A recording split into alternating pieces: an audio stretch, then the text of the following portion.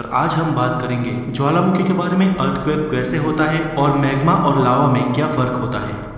पृथ्वी के गर्भ में बेहद गर्मी है।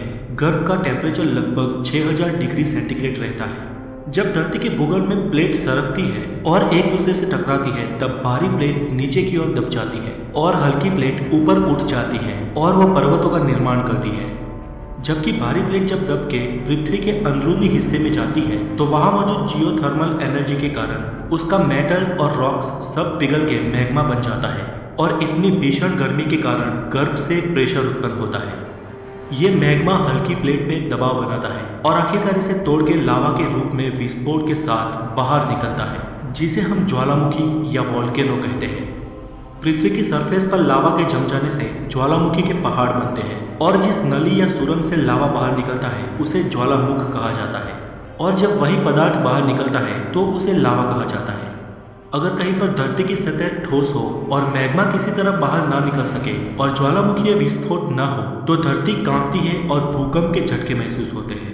इसके प्रेशर से पृथ्वी की प्लेट्स में हलन चलन होती है और सैकड़ों मीलों तक अर्थक्वेक होता है।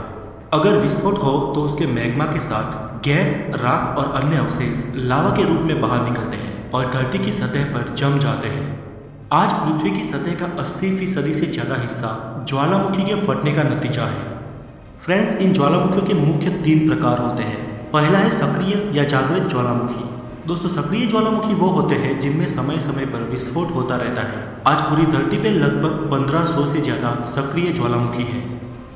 भारत के अंडमान निकोबार में बेरन आइलैंड में सक्रिय ज्वालामुखी है और हवाई द्वीप का मोना ओला और क्राकातोआ विश्व के सबसे प्रमुख और खतरनाक सक्रिय ज्वालामुखी है। दूसरा प्रकार है सुषुप्त ज्वालामुखी।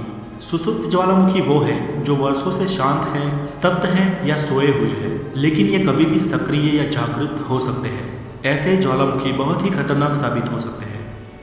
जापान का फ्यूजियामा, जो संसार का सबसे खूबसूरत ज्वालामुखी है, वह सुषुप्त ज्वालामुखी की कैटेगरी के अंदर आता है और पता नहीं कब वो विध्वंस की लीला शुरू कर दे। फिलीपींस का मेयन ज्वालामुखी भी इसी कैटेगरी में आता है। ज्वालामुखी का तीसरा प्रकार है मृत ज्वालामुखी। मृत ज्वालामुखी वो है जो युगों से शांत है और जिनका विस्फोट होना एकदम बंद हो गया है। बर्मा का पोपा, अफ्रीका का किलिमंजारो, साउथ अमेरिका का चिम्बराजो, हवाई द्वीप का मिनाको और कई इस श्रेणी में आते हैं।